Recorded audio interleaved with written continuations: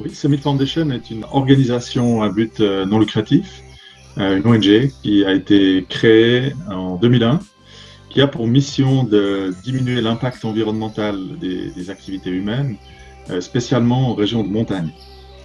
Donc on va travailler en station de ski essentiellement, puisque c'est là que se trouve le gros de l'impact humain en montagne, au travers de campagnes de sensibilisation à la thématique des déchets. On va organiser des opérations de ramassage, développer des produits, des solutions pour diminuer notre impact quand on sort à la montagne.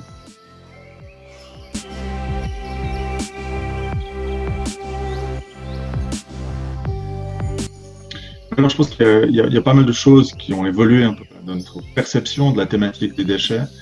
Évidemment sur les gens qui s'en occupent, et les gens qui sont en première ligne, comme le personnel soignant par exemple. Enfin, il y a plein de métiers comme ça dont on a pris conscience de l'importance. Il y a celle aussi du personnel de voirie, qui s'occupe de l'entretien de l'espace public. Donc on a une redécouverte de certains métiers, ce qui en soi est une très très bonne chose.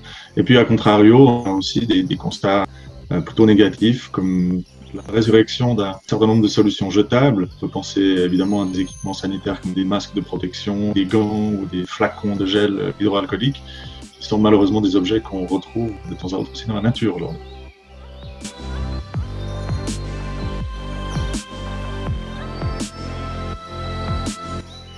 Oui, alors, on vit tous cette crise très différemment. Hein. On a eu le temps un petit peu de profiter d'une période de calme pour investir du temps dans un jardin potager, par exemple. Par contre, ce qui aura été pareil pour tout le monde, j'imagine, c'est la vitesse à laquelle la crise est arrivée et les changements radicaux qu'elle a engendrés dans nos vies quotidiennes. Une fin abrupte des loisirs, avec une baisse de la consommation, avec un arrêt des déplacements. On a pris conscience qu'on pouvait vivre un petit peu autrement que dans le rythme effréné auquel on vivait auparavant. Voilà, on a tous réalisé qu'on pouvait réduire notre impact, se déplacer moins, consommer moins, produire moins de déchets, etc.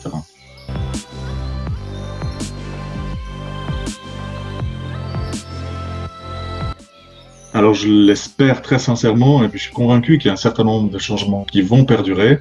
On a tous expérimenté des nouveaux modes de fonctionnement, des nouveaux modèles.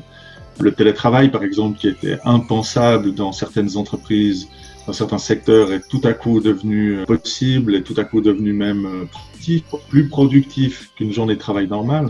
Enfin, on a réalisé tout un tas de changements qu'on a vécu comme positifs et à partir de là qui vont s'ancrer dans nos fonctionnements.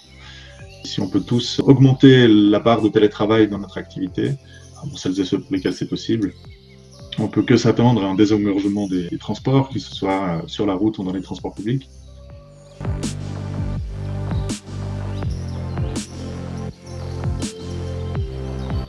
Oui, à commencer par le télétravail qui était compliqué à mettre en place, comme je pense dans pas mal d'entreprises, où en fait on se rend compte que c'est plus que possible, c'est même agréable, ça a des avantages aussi.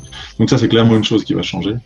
Sur un plan plus personnel, en réduisant notre consommation, en réduisant ma consommation, j'ai réalisé aussi qu'on réduisait la quantité d'emballage qu'on produit. J'ai pas été à la déchetterie depuis le début du confinement. C'était compliqué d'aller à la déchetterie, donc je suis très content de ne pas avoir eu besoin d'y aller.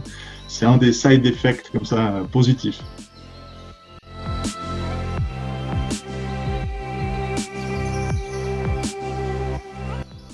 Alors, pour moi, la crise du Covid-19 est synonyme de recul. Le Covid et le confinement m'ont permis de prendre du recul, de repenser ma vie, mes priorités dans son déroulement, de son organisation, de prendre un peu de hauteur. Et puis je pense que nos États l'ont fait aussi, notre société l'a fait un peu. On a un moment de pause comme ça dans l'humanité, dans le système dans lequel on vit. Et puis j'espère que cette prise de recul sera bénéfique aussi pour changer deux, trois choses.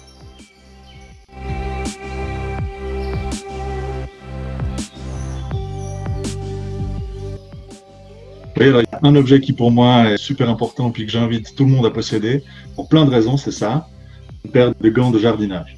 À titre personnel, j'ai investi beaucoup de temps ces dernières semaines dans mon jardin, j'ai la chance d'avoir un jardin, et j'invite tout le monde à faire de même, que ce soit sur son balcon ou sur le rebord d'une fenêtre, cultiver un légume ou un pot de basilic ou une tomate, de la graine à l'assiette, procure vraiment énormément de satisfaction.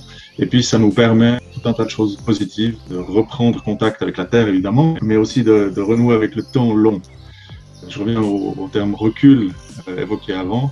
Ça fait du bien aussi de se rendre compte que tout ne doit pas être rapide, tout ne doit pas être vite fait, et puis que parfois on doit laisser faire les choses. Sans parler du fait que, évidemment, qu'une paire de gants de jardinage sera très très utile cet été pendant vos balades à la montagne, pour aussi ramasser quelques déchets qui traîneront à gauche à droite. Toute une foule d'usages utiles avec cet objet-là.